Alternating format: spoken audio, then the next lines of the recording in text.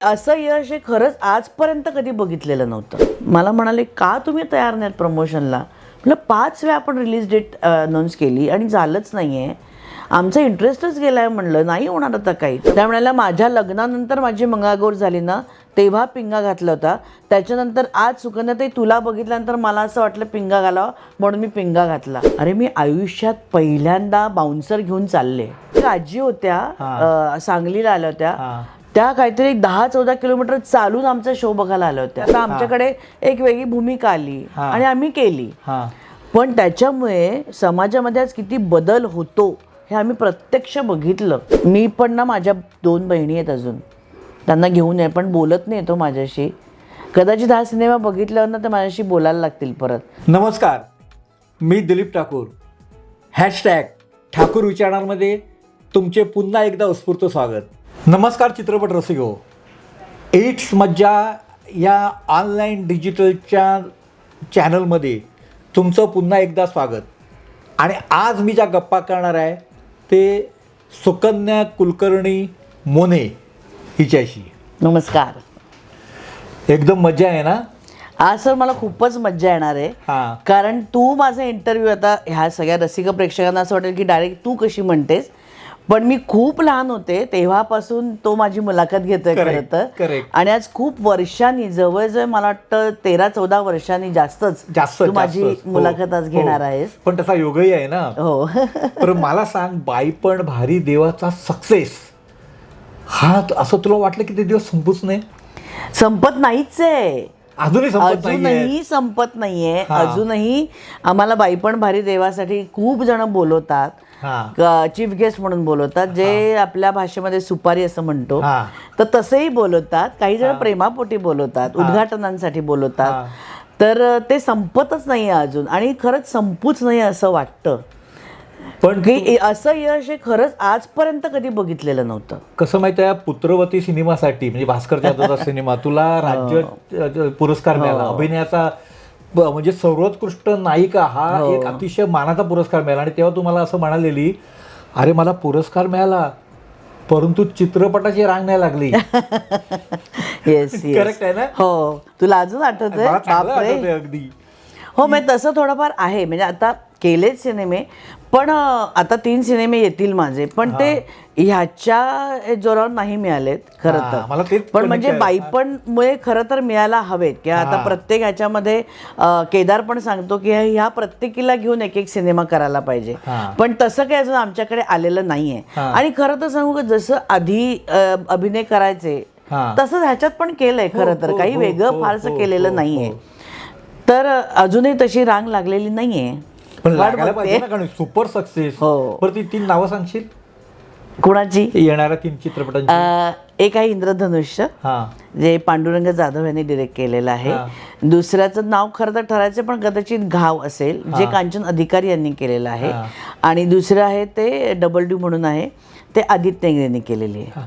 बरं, मला सांग, तुमचं जे बॉन्डिंग झालं शूटिंगच्या वेळचं, ते तुकड्या तुकड्यामध्ये जसं शूटिंग झालं तसं झालं, सिनेमा रिलीज झाल्यानंतरचं जे आहे सगळं तुमचं बॉन्डिंग, त्याच्याबद्दल मला जाणून घ्यायला आवडेल. नाही, मुळात काय झालं की रोहिणी मावशी खरं तर मला आणि शिल्पा नवलकर, माझ्या आणि शिल्पा नवलकरची खरं तर 40 वर्षाची मैत्री आहे. कारण आम्ही दुर्गाजली गौरीमध्ये एकत्र होतो, तेव्हा आम्ही 7वी मध्ये होतो.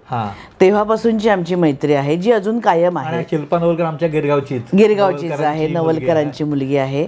आणखीन दुसरी गोष्ट, तेव्हापासून खरं तर रोहिणी मावशी आम्हाला दोघींना ओळखते, कारण ती आविष्कारची आहे. आणि तिने सुद्धा आमच्या दुर्गाजली गौरीमध्ये जी आजी दाखवली आमची म्हातारी, त्याची भूमिका तिने पण केली होती. त्याच्यामुळे ती आम्हाला ओळखत होती पहिल्यापासून. वंदू मावशी सुद्धा एकतर एकाच एरियात आम्ही राहतो, आणि नाटकांमुळे आणि एक तिच्याबद्दल वेगळं प्रेम मला पहिल्यापासून वाटत होतं, त्यामुळे तिच्याशी ओळख होती. सुचित्रा सुद्धा माझ्या शाळेतली, बालमन विद्या मंदिरमधली आणि एका विभागातले, आणि एकत्र मी पहिल्यापासून काम करत होतो. दीपा थोडीशी आमच्यासाठी नवीन होती, कारण दीपाला स्क्रीनवरती बघितलं की तशी ओळख होती, पण ती कितपत मिक्सअप होईल, कारण ती मुळातच खूप इंट्रोवर्ट आहे. मुळातच ही खूप अशी बदा आमच्यासारखी बोलणारी नाही, पण जेव्हा बोलते तेव्हा मात्र अगदी मर्म, म्हणजे असं पटकन बोलून ती हे करते. तर त्याच्यामुळे ती आम्हाला फक्त नवीन होती. बाकी केदार बरोबर पण आम्ही आधी काम केलेलं होतं एका मालिकेमध्ये. पण एकत्र असं काम आम्ही सगळ्यांनी पहिल्यांदा केलं. पण हे माहिती होतं आणि मुळात म्हणजे ना रीडिंग होईपर्यंत आम्हाला माहितीच नव्हतं की आपल्यावर कोण काम करणार आहे. अच्छा. जेव्हा पहिल्यांदा त्यांनी रीडिंग केलं सावरकरमध्ये तेव्हा अय्या तू पण आहे, अय्या तू पण आहेस, तू पण आहे. म्हणजे मी आणि शिल्पा खरं जुन्या मैत्रिणी असून सुद्धा आम्ही एकमेकींना सांगितलंच नव्हतं की आम्ही केदारची फिल्म मी करते. आम्हाला माहितीच नव्हतं की आम्ही कोण कोण असणार आहोत चित्रपटामध्ये. तर त्यामुळे ते आमच्यासाठी सगळ्यांसाठीच एक सरप्राईज होतं रीडिंगच्या दिवशी. आणि मग तेव्हाच आम्हाला कळलं की आता आपण मजा करणार, हे आम्हाला माहिती होतं. पण चित्रपटात सुद्धा एवढी मजा येईल असं खरंच वाटलं नव्हतं. म्हणजे जेव्हा शूटिंग झाल्यानंतर आम्ही पहिल्यांदा आम्ही बघितला सिनेमा तेव्हा मला असं झालं काय केलं आहे आपण, हे आपण ह्याच्यापेक्षा छान करू शकलो असतो रे, चांगलं आहे हे आपण काहीतरीच केलं आहे काम ह्याच्यामध्ये, असं मला सुचित्रा आणि रोहिणी मशाल जास्त करून वाटत होतं की नाही यार काहीतरी चुकलं आहे आपलं. पण त्याच्यानंतर जेव्हा रिलीजला आम्ही बघितलं आणि अर्थात केदारवरती पूर्ण विश्वास होता पण आमच्यावरती विश्वास नव्हता की काय आपण केलं आहे असं. केदारनी त्याचं काम उत्तमच केलं आहे रादर. आणि जेव्हा तो पहिला शो झाला प्लाझामध्ये आणि तेव्हा बायकांच्या रिॲक्शन्स आणि त्या बाई पण बारीदाच्या गाण्यावरती जेव्हा आलं तेव्हा आम्हाला आयसं वाटलं की अरे हो, लोकांपर्यंत सिनेमा किंवा ट्रेलर ओपन झाल्यानंतर जेव्हा आम्ही प्रमोशनसाठी जात होतो तेव्हा पहिलं आमचं प्रमोशन झालं मेट्रोला पुण्याला. तेव्हा त्या बायकांची गर्दी म्हणजे 1000 बायका असतील आणि त्याच्याहून जास्त असेल. त्या सगळ्याजणी आमची ती साडी दागिने घालून जेव्हा गॉगल लावून आमच्यासमोर जेव्हा आल्या तेव्हा आम्हाला हळूहळू कळायला लागलं की आपण काय केलं किंवा काय होणार आहे पुढे हे हळूहळू लक्षात यायला लागलं आमच्या. एका चांगल्या वादळाची ती सुरुवात होती, म्हणजे गोड वादळ. खरंच आहे ज्याची गरज होती मराठी चित्रपटसृष्टीला. आणि मग तुम्ही चार्ज झालात. हो. मग ते चार्जिंग कसं काय झालं मग पुढे?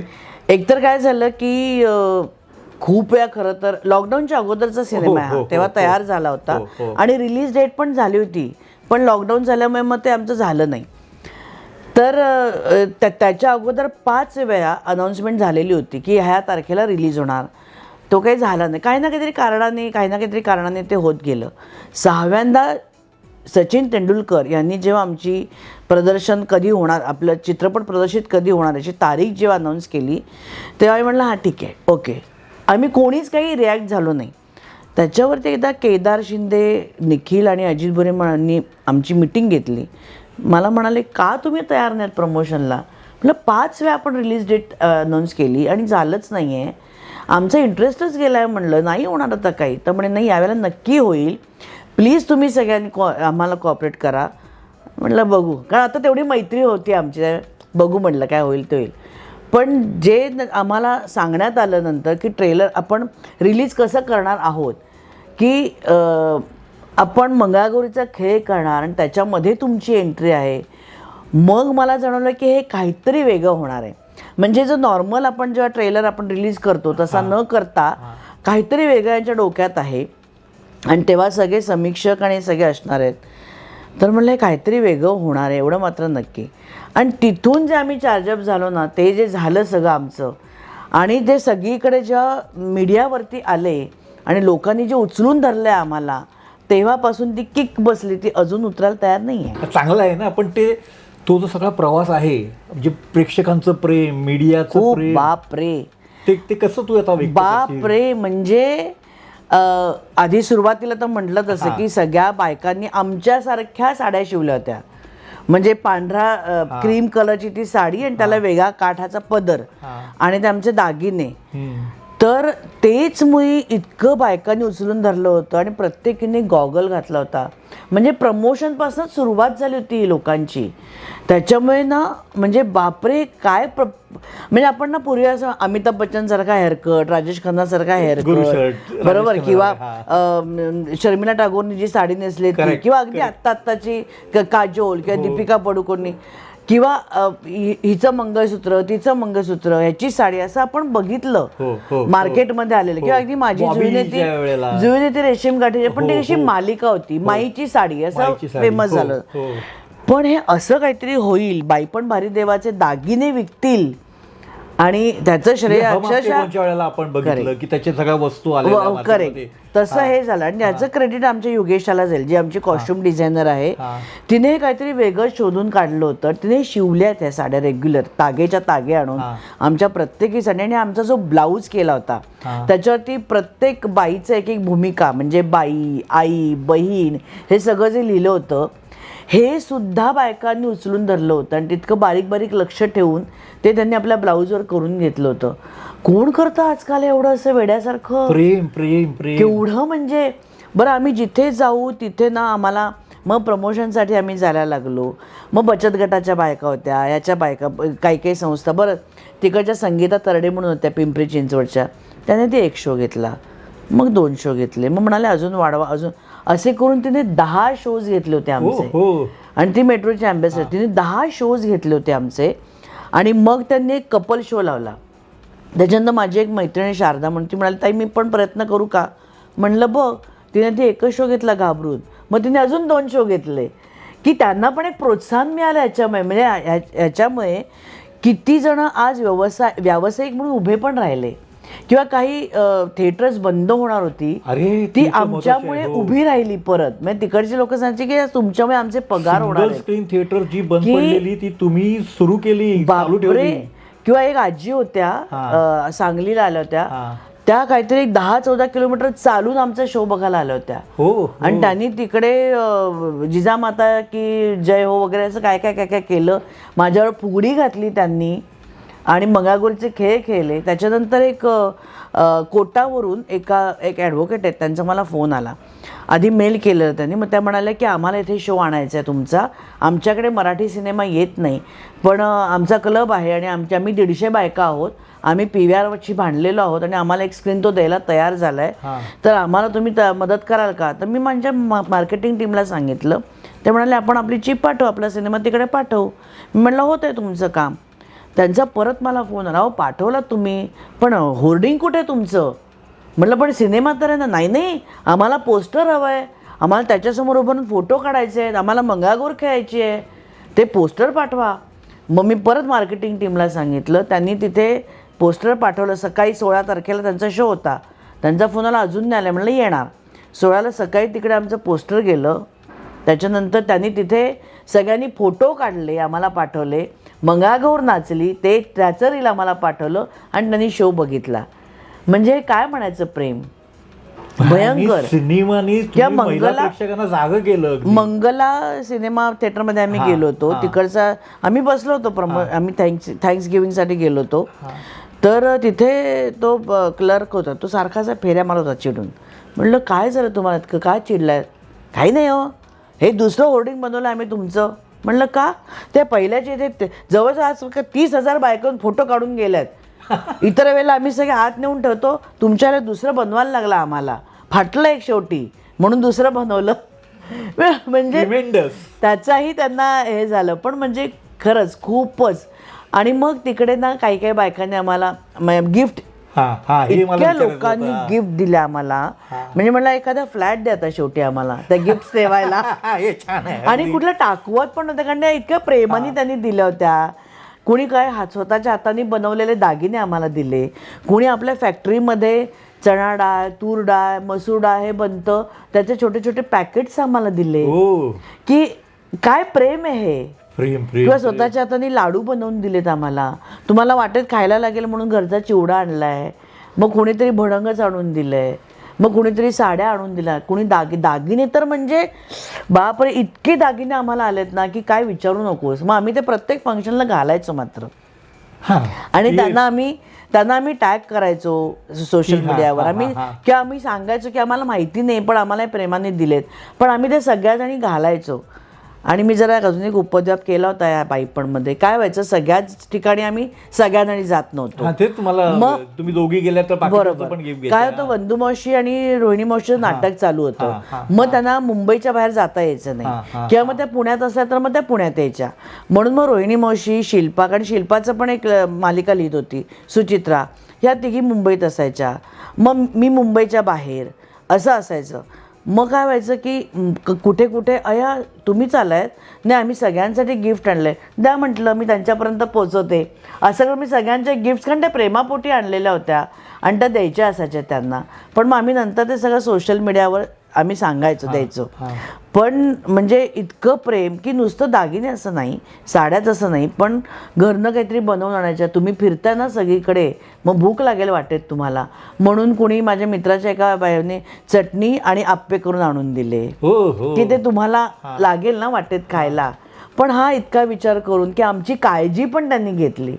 जशी जिओवाल्यांनी आमची काळजी घेतली तशीच प्रेक्षकांनी सुद्धा घेतली. की आम्ही सांगितलं की ना अशी गर्दीने येऊ नका, सगळ्यांना फोटो मिळेल. मग सगळ्या थांबायच्या, मग सगळ्या उभं राहून छान फोटो काढायच्या. आणि तुम्ही नाही आणले गॉगल, बरं आमच्याकडचे गॉगल घ्या, सगळं गॉगल लावून फोटो काढायचा. आणि हे होतं की तो गॉगल लावा. एकदा मी पुण्याच्या कुठल्या तरी थिएटरमध्ये गेलो होतो, आत गेलो आणि अचानक एक आजी उठल्या, 70-75च्या असतील, आणि पिंगाच घालायला लागला. आणि अख्खं पिंग्याचं गाणं त्यांनी म्हटलं, जे मंगळागौरीमध्ये आपण म्हणतो खेळात, ते अख्खं पिंग्याचं गाणं त्यांनी म्हटलं. आम्ही शांत होतो, सगळेजण शांत बसून आम्ही बघत होतो की तो पिंगा घालतायत. त्या म्हणाल्या माझ्या लग्नानंतर माझी मंगळागौर झाली ना तेव्हा पिंगा घातला होता, त्याच्यानंतर आज सुकन्याताई तुला बघितल्यानंतर मला असं वाटलं पिंगा घालावा, म्हणून मी पिंगा घातला. म्हणजे लग्न कधी झालं असेल, म्हणजे समजा त्यांचं वय 75 असेल तर एक 45 त्यावेळेला तर म्हणजे तेव्हा झालं. त्याच्यानंतर त्या बाई आज नाचल्या. मी किती स्वतःला दाबून ठेवलं असेल त्यांनी, किंवा त्यावेळेचे काय समाज हे असेल बंधनं. कारण त्या 45 वर्षापूर्वीची सगळ्या मर्यादा होत्या, म्हणजे चूल आणि मूल ह्याच्या पुढे जातच नव्हत्या ना, जायचंच नाही. ते बांधून म्हणजे किती दाबून ठेवलं असेल त्यांनी स्वतःला. म्हणजे एक सिनेमा समाजाला काय काय देऊ शकतो हे याच्यातून दिसून आलं. सहमत आहे? कमाल, अगदी अगदी प्रश्नच नाही. म्हणजे इथे ना, म्हणजे आपण म्हणतो सिनेमा करतो की आता आमच्याकडे एक वेगळी भूमिका आली आणि आम्ही केली, पण त्याच्यामुळे समाजामध्ये आज किती बदल होतो हे आम्ही प्रत्यक्ष बघितलं. कारण लोकांनी थिएटर चालू करायला लावली परत, की आम्हाला शो बघायचे, तुम्ही इथे सिनेमा आणा. किंवा लोक आज थिएटरकडे तरी जायला लागली त्याच्यामुळे.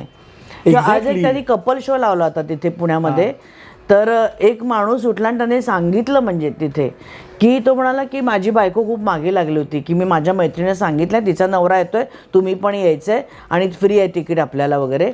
तर तो म्हणाला की मी काय ठरवलं की ठीक आहे आपण जाऊ सिनेमाला, AC BC मस्त आहे, एखादा शो बघू, म्हणजे एखादा सीन बघू आणि मोबाईलवरती खेळत राहू आणि मग झोपू मस्तपैकी. बायकोला काय मी आल्याशी मतलब ना.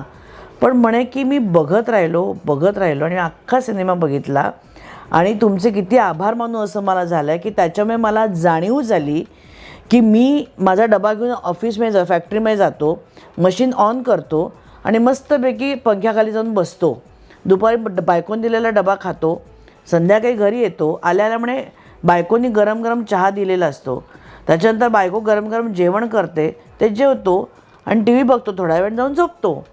पण माझी बायको नोकरी करते, ती शाळेत शिक्षिका आहे, ती सकाळी लवकर उठते, आमच्या सगळ्यांचा नाश्ता जेवण करते, घरातलं सगळं आवरून ती शाळेत जाते, ती तिकडे पण सगळ्या मुलांना शिकवते, माझ्यासारखी पंख्याखाली बसत नाही.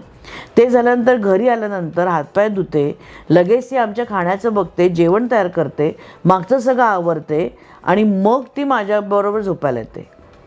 तो म्हणाला मग मला लक्षात आलं की ह्याच्यामध्ये मी जर तिला थोडीफार मदत केली कामाला वरवरची, तर तिलासुद्धा थोडा वेळ मिळेल आणि आम्हाला एकत्र गप्पा मारायला थोडा वेळ मिळेल.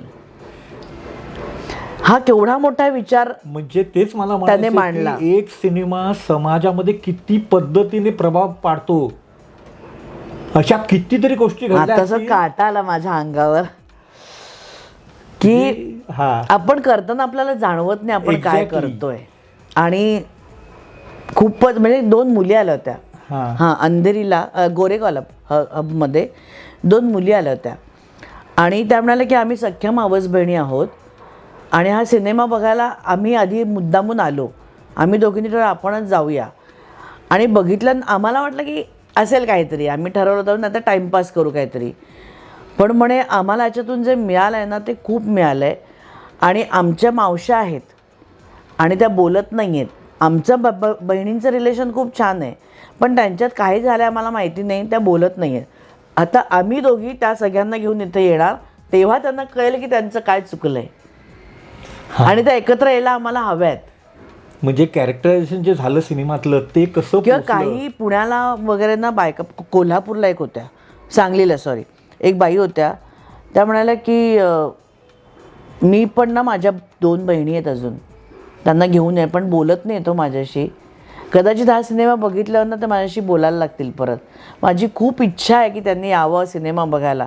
माझ्याबरोबर नाही तर नाही, पण मी त्यांना सांगणार आहे की जाऊन बघा, म्हणजे कदाचित आम्ही परत एकत्र येऊ. म्हणजे हे किती जणांना काय म्हणू आपण त्याला, समाज प्रबोधन वगैरे नाही, पण जाणीव तरी झाली. हे म्हणजे समाजाने आहे ना, जे गुंते होते, तणाव होते, दुरावलेले लोक होते, त्यांना कुठेतरी एकत्र आणलं अशा पद्धतीने. किंवा ना असं पण होतं की आपल्याला पण ते कॅरेक्टरना खूप काही शिकवून जातं. एक्झॅक्टली. की जेव्हा सिनेमा करताना नव्हतं एवढं जाणवलं, पण कारण करताना आम्ही खूप मजा पण केली आणि शूटिंग पण केलं, पण जेव्हा परत परत आम्ही जेव्हा बघितले ना सीन आमचे, तेव्हा मग मला असं, कारण प्रमोशनला जायचो, थँक्सगिव्हिंगला, मग आम्ही प्रेक्षकांमध्ये बसायचो, तर तेव्हा ना असं जाणवलं की खरंच आपण पण काही काही गोष्टी ना मनात अजून ठेवल्या आहेत. मैत्रिणींच्या बाबतीत, बहिणींच्या बाबतीत, मित्राच्या बाबतीत, मुलीच्या बाबतीत, मुलांच्या बाबतीत, तर त्यांना आपण आता सोडून टाकल्या पाहिजेत. त्या गाठी सोडून टाकूया, आपल्याकडनंच आपण त्या सोडून टाकूया. आणि आपणच जर बोलायला गेलो, सॉरी असं म्हणण्याची गरज नाही आहे. आपण आपल्या ॲक्शनमधून दाखवू शकतो, आपल्या वागण्यातून दाखवू शकतो की तू माझ्यासाठी आहेस, तू मला हवी आहेस, हे आपण वागण्यातून दाखवू शकतो. तर काही गोष्टी आपण, जसं इजाजतमध्ये एक वाक्य आहे, ते मला फिट बसलंय गुलजारांचं, माझी को माझी रहने दो, माझी याने पास्ट, जो बीत गए उसे बीत जाने दो, उसे रोक के मत रखो. तर ते इतकं मला पटतं ना, आणि ते ह्याच्यामध्ये पण मला प्रकर्षाने जाणवलं की काही गाठी आहेत त्या आपणच सोडून त्या जाऊ दिलं पाहिजे, जाऊ दे, सगळं जाऊ दे. आणि आता कोरोना नंतर तर ते आपल्याला जास्त जाणवतं एक्झॅक्टली की आपलं आयुष्य आहे किती आपल्यालाच माहिती नाही आहे. आता मी तुझ्याशी बोलते, पुढच्या वेळेला काय होईल मला माहिती नाही आहे. बरोबर आहे. त्याच्यामुळे जो क्षण आलाय तो आनंदाने उपभोगा. आणि माझं नेहमी, मी आणि संजय आम्ही नेहमी मुलीला असं सांगायचो की पैशाचा संचय करण्याऐवजी ना आम्हाला मनुष्य संचय करायला आवडतो.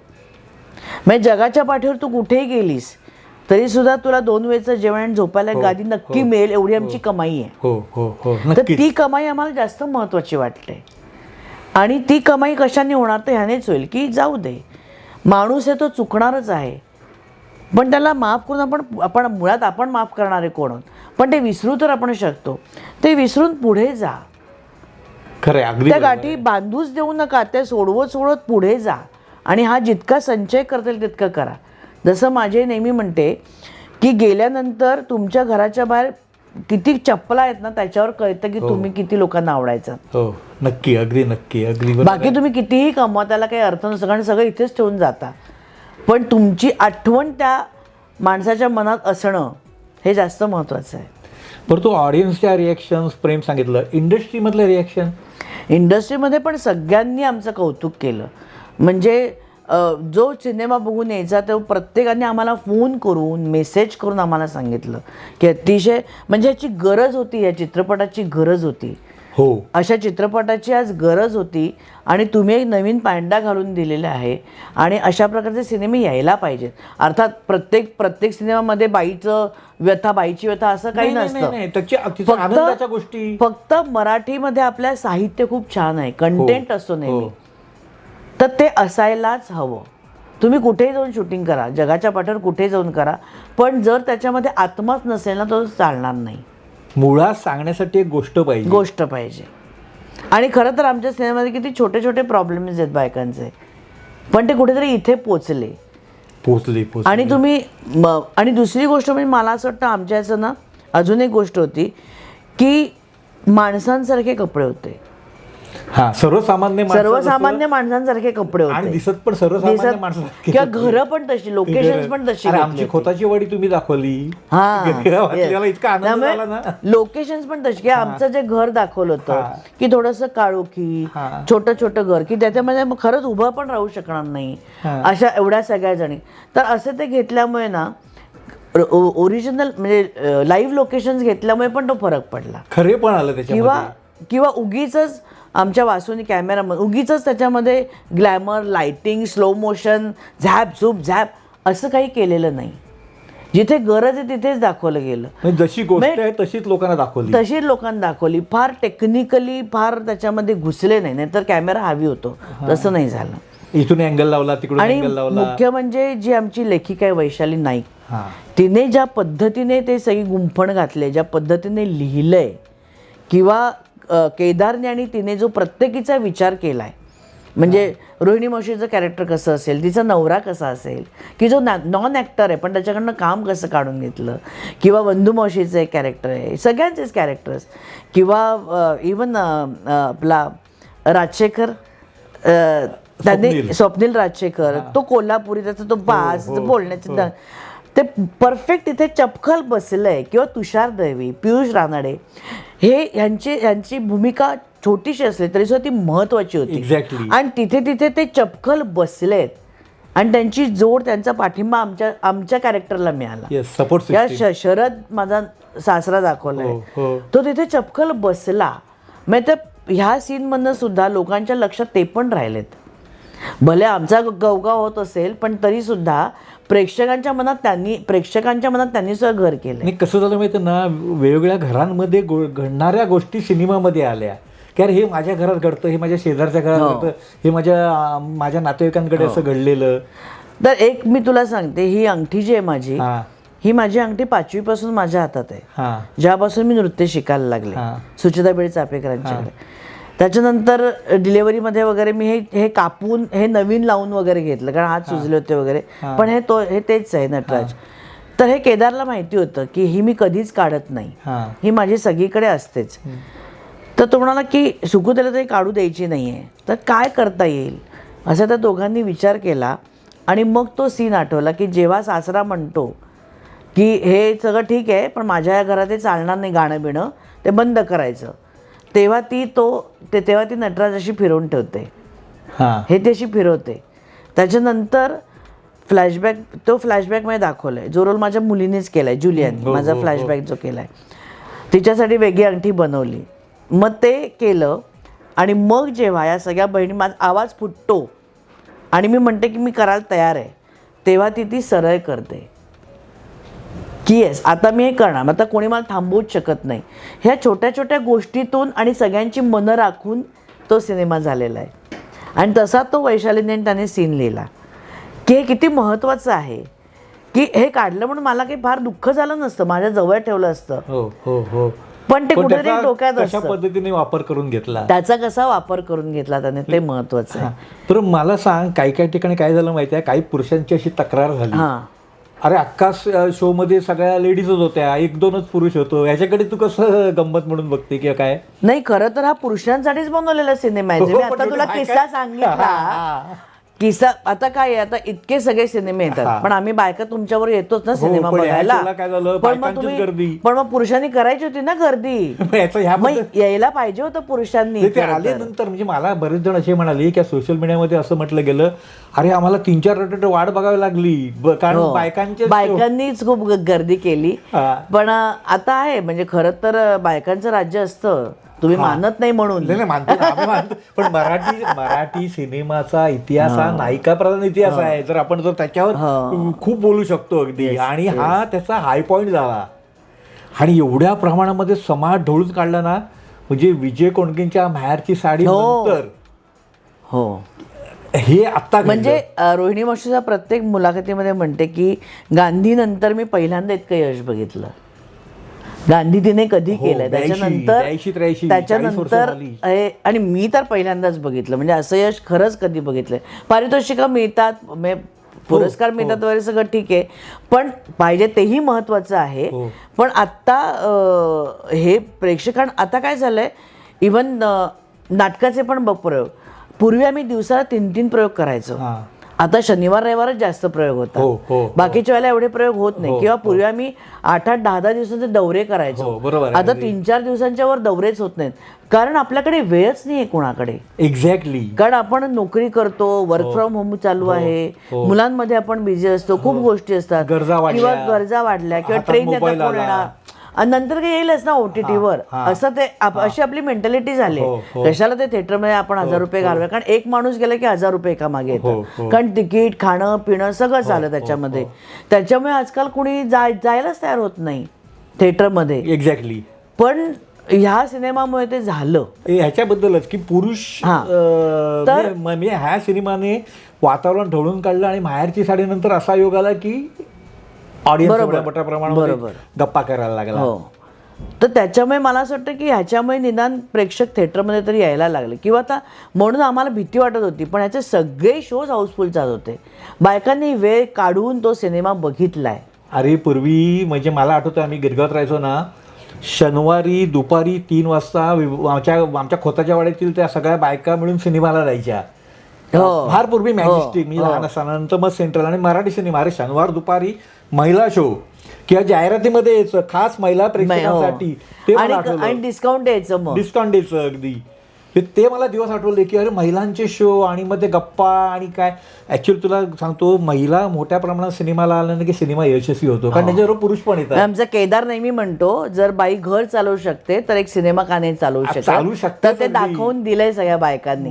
आणि तुला अजून एक गंमत सांगायची राहिली दिलीप, की प्रत्येक ठिकाणी बरं का, म्हणजे त्याची गंमत वाटली की आपण शोले मधलं म्युझिक अजूनही आपल्या प्रत्येकाच्या मोबाईलमध्ये असतं, आपण ते असतो, किंवा शोले आपण किती वेळा बघू शकतो. तर तसं प्रत्येक थिएटरमध्ये, म्हणजे संजयच एकदा सगळ्या मित्रांबरोबर प्लाझाला गेला होता आणि सिनेमा संपला, टायटल झाले म्हणून उतरले सगळे, आणि तरी बाहेर शुकशुकाट होता.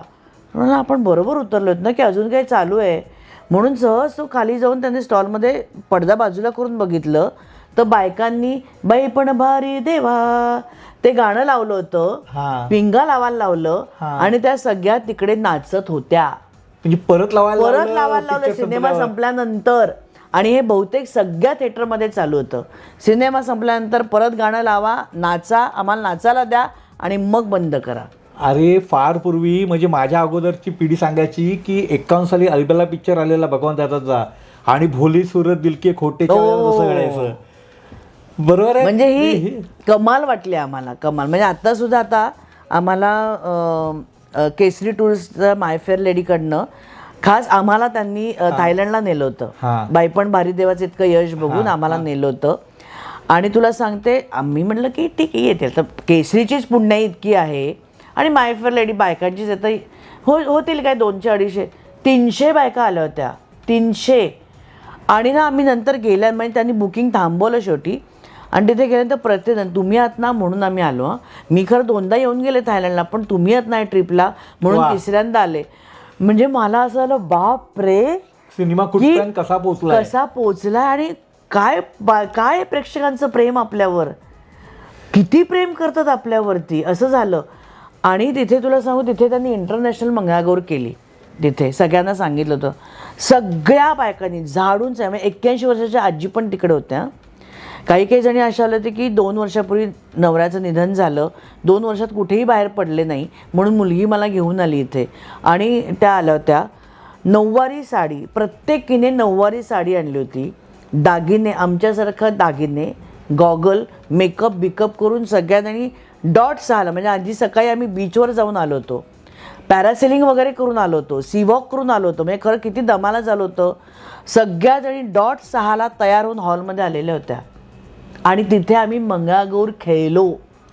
सगळ्या जणी मंगळागौर खेळल्या, बसफुगड्या घातल्या, सुपं नाचवली, लाटणी खेळली, घागरी खेळवल्या, सगळं केलं त्या बायकांनी तिकडे. आणि तिकडे त्या मंगळागौर सगळ्या खेळ दाखवायला म्हणून पुण्याच्या आल्या होत्या. त्या म्हणाल्या की या वेळेला आम्हाला श्रावणामध्ये एकही दिवस वेळ नव्हता.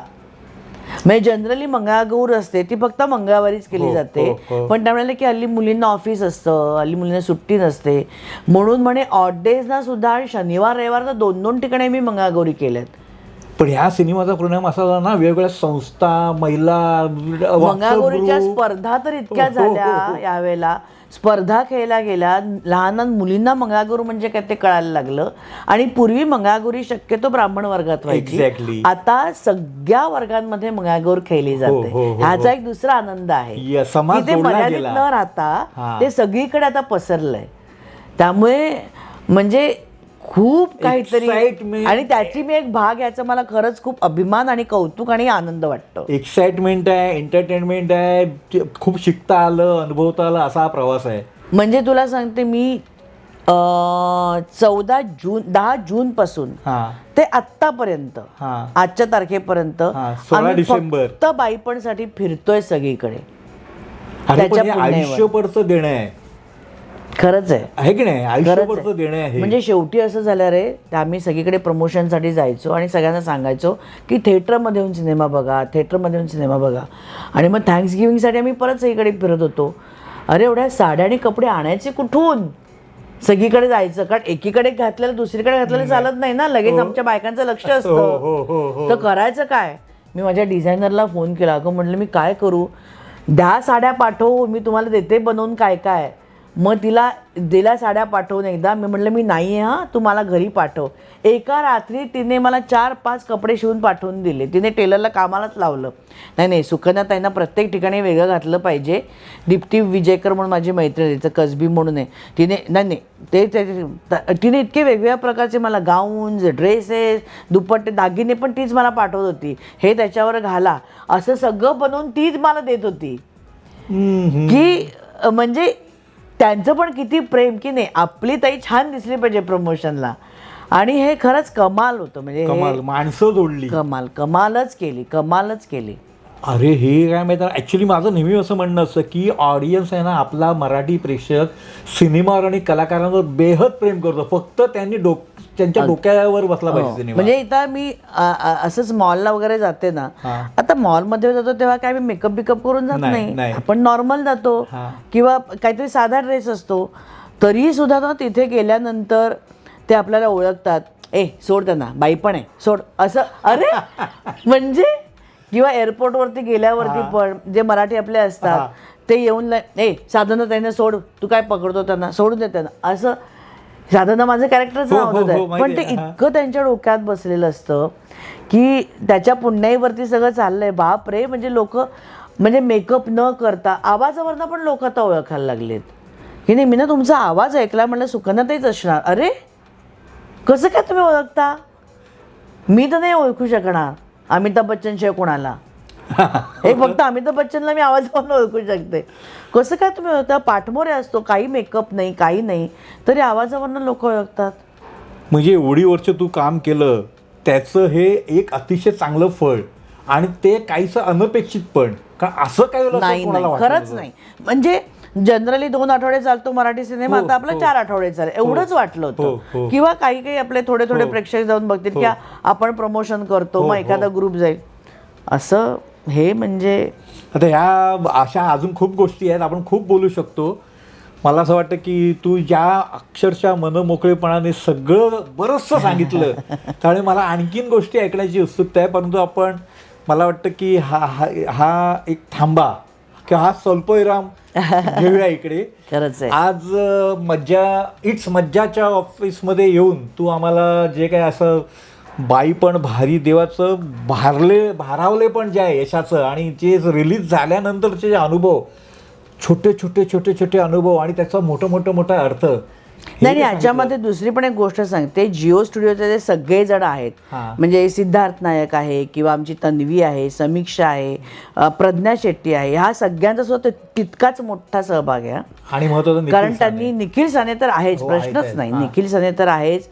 तर हे सगळे जण आहेत ना, अजून काही जणांची नावं राहिली असतील माझ्या उत्साहाच्या भरात, पण ह्या सगळ्यांनी सुद्धा ना आमची खूप काळजी घेतली या प्रमोशनच्या दरम्यान. म्हणजे आता काय माहितीये ना, कुठलाही सिनेमा किंवा कुठलंही नाटक आलं ना, तरी तुम्हाला प्रमोशन करणं गरजेचंच असतं. तुम्हाला लोकांपर्यंत पोहोचलंच पाहिजे. तुम्हाला लोकांपर्यंत नुसतं सोशल मीडियावर किंवा पेपरात देऊन चालत नाही, तुम्हाला भिडावं लागतं तिथे जाऊन. हे गरजेचं आहे. जसं आपण म्हणतो की रॅपर चांगला लागतो हल्ली, तसं तुम्हाला आपला सिनेमा चांगला तरी प्रमोशन करावं करावंच लागतं Yes. आणि त्यासाठी कलाकारांनी आज वेळ काढायलाच हवा हेही कळतंय. हा कामाचा भाग आहे. पण तरी सुद्धा ना तुम्ही कुठल्या रस्त्याने त्यांना नेताय हाही तितकाच महत्वाचा भाग असतो. की काय इथे मंगळागौर तिकडे नाही, इथे सत्यनारायणची पूजा आहे तिकडे नाही, असं करून चालणार नाही. तर तुम्हाला एक्झॅक्टली प्रेक्षकांपर्यंत पोचण्यासाठी कसं पोचलं पाहिजे ह्याचं सुद्धा तुम्हाला एक मार्किंग करता आलं पाहिजे. ते या लोकांनी केलं की कुठे कुठे न्यायचंय आपल्याला, ह्यांना कसं न्यायचंय हे त्या लोकांनी केलं. त्यांनी बरोबर ते अरेंज केलं आणि तिथपर्यंत आम्ही लोकांपर्यंत पोचलो. किंवा प्रेक्षकांना सुद्धा कधीही आता एवढं यश मिळालंय कसंही वागा असं केलं नाही. प्रेक्षकांचे ते तेवढ्याच प्रेमाने ते वागत होते. अरे की फार कमी लोकांना जमतं की ते पण तेवढंच करत होते की फोटो सगळ्यांना मिळणार, थांबा, कुणाच्या अंगावर आरडाओरडी नाही. अरे मी आयुष्यात पहिल्यांदा बाउन्सर घेऊन चालले. आम्हाला सगळीकडे बाउन्सर्स होते थिएटरमध्ये जातात. बापरे, मला पहिल्यांदा इतकं अकड वाटायचं. मग नंतर मला बाउन्सर घेऊन आम्ही फिरतोय त्याचा अभिमान वाटायला लागला. आणि किंवा पुण्याच्या ते हिरकणी म्हणून त्या बाउन्सर्स आहेत, तर त्यांनी तर मी सांगितलं आमच्याशिवाय कोणाला बोलवायचं नाही हा, ताईंना आमचीच सिक्युरिटी पाहिजे. म्हणजे हे ते ह्याच्यामध्ये प्रेम होतं सगळं. हा, जसं आपल्याला आदरयुक्त भीती असते ना आपल्या आईची, वडिलांची, गुरूंची, तसं ते आदरयुक्त प्रेम होतं की नाही आमच्या ताईला काही होता कामा नये, आम्ही त्यांच्याबरोबर राहणार असं. आणि ते बाउन्सर घेऊन आम्ही मस्त ताफा आमचा चालायचा असा, गाडीमध्ये पटापटा बसणं, हे मजा होती, सगळी धमाल होती. अजून खूप काही बोलता येण्यासारखं आहे. खूप. तू आज इकडे इट्स मज्जाच्या ऑफिसला येऊन अतिशय दिलखुलासपणे मनमोकळेपणाने ज्या गप्पा केल्या त्याबद्दल तुझे खूप खूप धन्यवाद. रसिको, तुम्हाला या गप्पा कशा वाटल्या हे आम्हाला त्याची कॉमेंट्स करा, लाईक करा, सबस्क्राईब करा. धन्यवाद. आणि इट्स मज्जानी मला इथे बोलावलं, माझ्या मनातल्या भावना मोकळ्या करायला मला संधी दिली.